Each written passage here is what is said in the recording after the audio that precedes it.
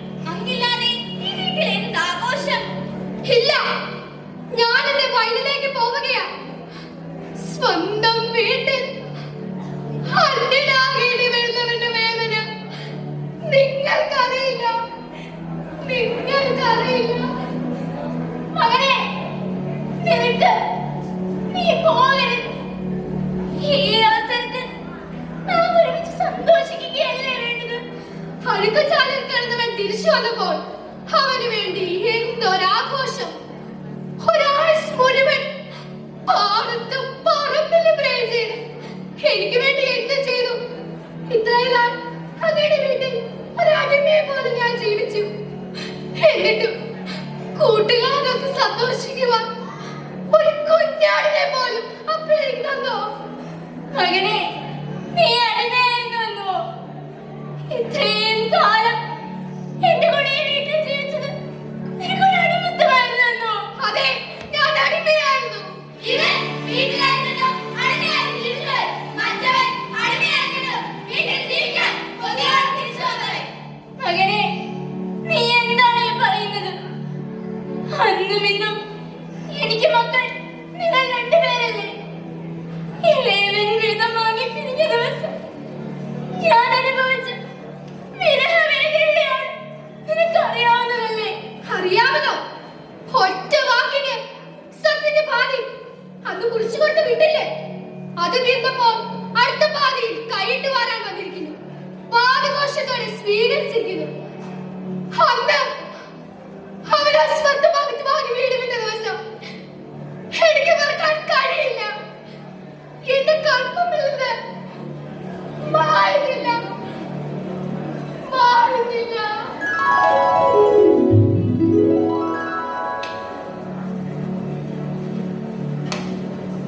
മകനെ, നീ എന്താണ് ഈ ആലോചിച്ചുകൊണ്ട് നടക്കുന്നത്?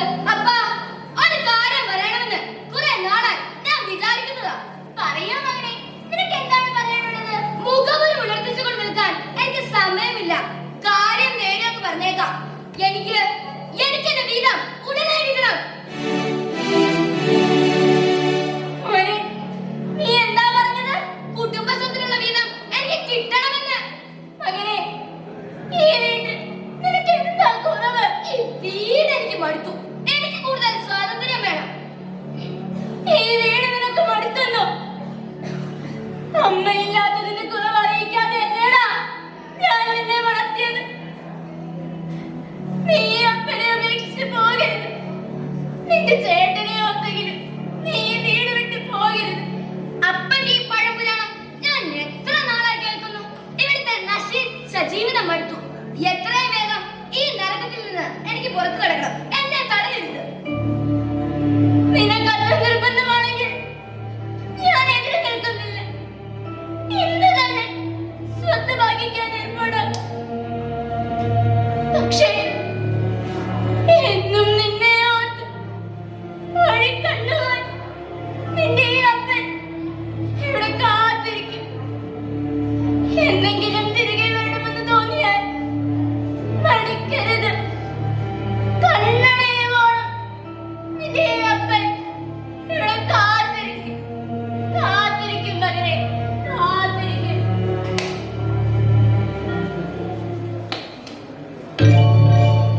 കണ്ടില്ലേ കൂട്ടരെ, ഇതൊക്കെ നിന്റെ പണ്ടത്തിരങ്ങൾ. ആ വീട്ടിൽ അവൻ എന്തിന്റെ കുറവുണ്ടായിട്ടാ? ആവശ്യത്തിന് സ്വത്ത്, തിരുത്താനും ശാസിക്കാനും സ്നേഹനിധിയായ പിതാവ്. അതിന് ഇന്നത്തെ കാലത്ത് ആർക്കാണ് തിരുത്തലും ശാസനയും വേണ്ടത്? ആർക്കും ഇഷ്ടമില്ലാത്ത ദേശമല്ലേ ഉപദേശം. മാനത്തിനെ കൊതിച്ച് വീട്ടിൽ നാം നിൽക്കുന്ന നമ്മുടെ യുവതി യുവാക്കൾ കാട്ടിക്കൊടുന്ന ഒന്നും പറയണ്ട. കൂട്ടുകാർക്ക് തുടങ്ങുന്ന മദ്യപാനം ചെന്നെത്തുന്നത് മയക്കുമരുന്ന് നൂറാ കുടുക്കിൽ. പെൺപിള്ളേരിന് മോശമല്ല. അപ്പനും അമ്മയും അടുത്തില്ലാത്ത അവസരം മുതലാക്കി മിസ് കോൾ തുടങ്ങുന്ന മൊബൈൽ ഫോണെ ചെന്നെത്തുന്നതോ ചാറ്റിങ്ങിലും ചീറ്റിങ്ങിലും വീടിന്റെ വിശുദ്ധിയും സ്നേഹത്തിന്റെ സുരക്ഷിതവും വിട്ടുകളയുന്ന മക്കൾ കാലത്തിന്റെ ശാപം.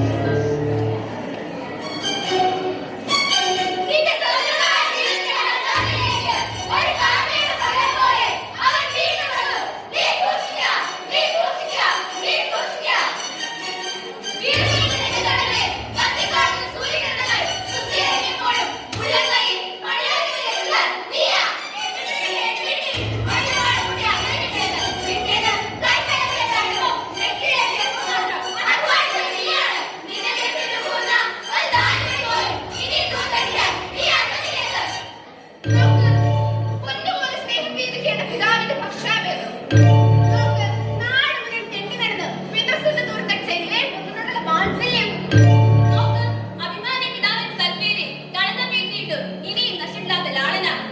നോക്ക്, ആർക്കും കുരുവിയും കാണാതെ കണ്ടെത്തിയ സന്തോഷം എന്ന പേരിൽ കഴുത്തറുക്കപ്പെട്ട കാളക്കുട്ടി. ഇളയ പുത്രന്റെ ഉണ്ണാവിളക്ക് ആഘോഷിക്കാൻ വേണ്ടി ജീവൻ ബലിയർപ്പിക്കപ്പെടുന്ന ആ കാളക്കുട്ടി നീ തന്നെയല്ലേ? നീ തന്നെയല്ലേ? നീ തന്നെയല്ലേ? അതെ, അത് നീയാണ്. ഇളയവന് വേണ്ടി ജീവൻ ബലിയർപ്പിക്കപ്പെട്ട മൂലപുത്രൻ.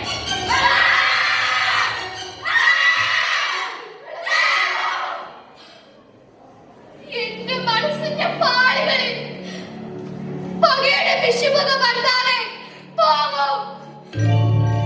അല്ലെങ്കിലും മൂത്തപുത്രന്മാർ നീ ഇങ്ങനെയാണ്. ഇളയവന്റെ ചൂഷണം മനസ്സിലാക്കാൻ കഴിയാത്ത വിഡ്ഢികൾ. ഒടുവിൽ തോറ്റപ്പെടുന്ന നിമിഷങ്ങൾ ഉണർന്നു വരുമ്പോഴേക്കും എല്ലാം എരിഞ്ഞടങ്ങിയിട്ടുണ്ടാവും. നിന്റെ സ്വന്തം ദൗർബല്യങ്ങളുടെ മണലാരണ്യത്തിൽ കണ്ണുനീരിന്റെ നനവും. അതെ, ഒരു വിഡ്ഢിക്ക് വേണ്ടത് വേണ്ടപ്പോൾ തോന്നുകയില്ല. ശരിയാണ്, ഞാൻ വിഡ്ഢിയാണ്.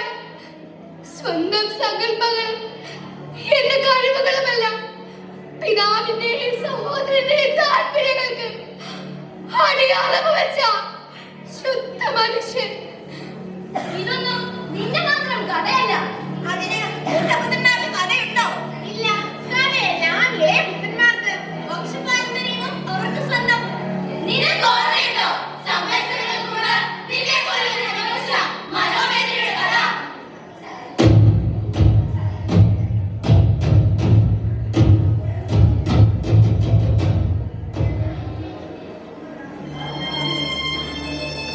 എന്നെ ഓർമ്മയുണ്ടോ? ഇല്ല, നിങ്ങൾക്കൊന്നും ഓർമ്മയുണ്ടാവില്ല. എന്റെ മുഖത്ത് പരന്നു കിടക്കുന്ന ഈ വിഷാദത്തിന്റെ നിഴല് കാണുമ്പോൾ നിങ്ങൾക്കൊരു കഥാപാത്രത്തെ ഓർമ്മ വരുന്നില്ലേ? സംവത്സരങ്ങൾക്ക് മുമ്പ് നിങ്ങളുടെ കഥാനായകനെ പോലെ ഒറ്റപ്പെടലിന്റെ വഞ്ചനകളുടെ ബലിയാടായ ഈ ഏസാവിനെ ഇത്ര വേഗം നിങ്ങൾ മറന്നു. ഒരു പാത്രം പായസത്തിന് വേണ്ടി അവകാശങ്ങളും സ്ഥാനമാനങ്ങളും എന്തിന്? ജീവിതം തന്നെ സഹോദരന്റെ കാൽക്കീഴിൽ പണിയടവ് വെച്ച ഒരു മൂത്തപുത്രൻ. ഞാൻ ആരെ പഴി പറയണം? എന്റെ വിശപ്പിനെ മുതലെടുത്ത് എന്റെ അവകാശങ്ങൾ മുഴുവൻ തട്ടിയെടുത്ത അനുജനെയോ? കണ്ണും കാതും അറിയാതെ ഇളയ മകന് അനുഗ്രഹം തിരഞ്ഞു കൊടുത്ത്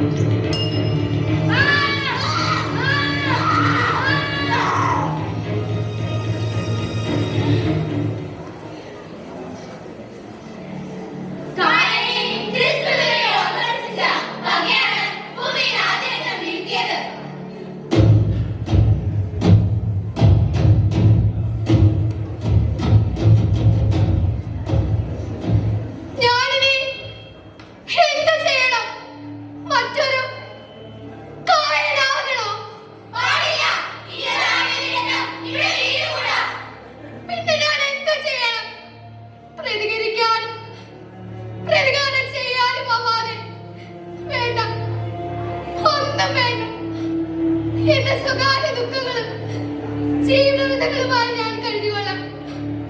ആരും അതെന്നെ ശല്യപ്പെടുത്താതിരുന്നാൽ മതി.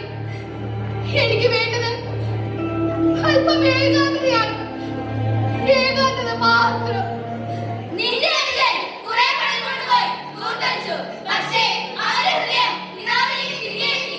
നീ ദൂർത്തടിച്ച് നശിപ്പിച്ചത് പണമല്ല, മറിച്ച് പിതാവിലേക്ക് സ്നേഹമാണ്.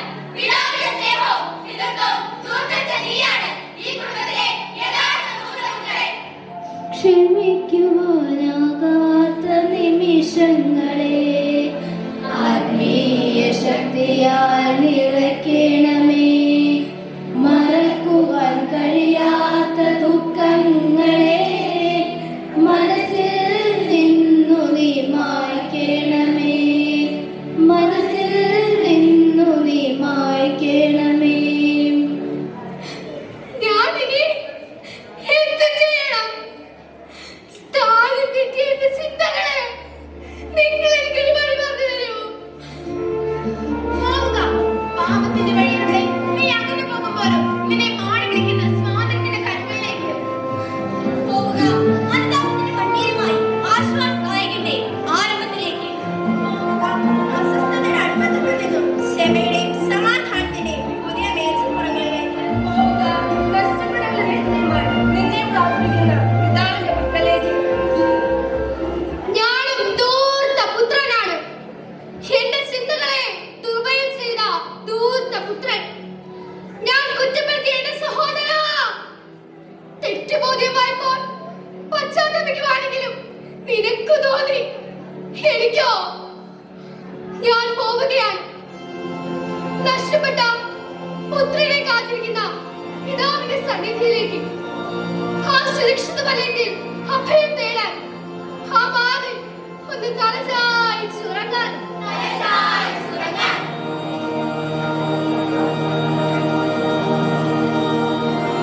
കൂട്ടരെ കണ്ടില്ലേ?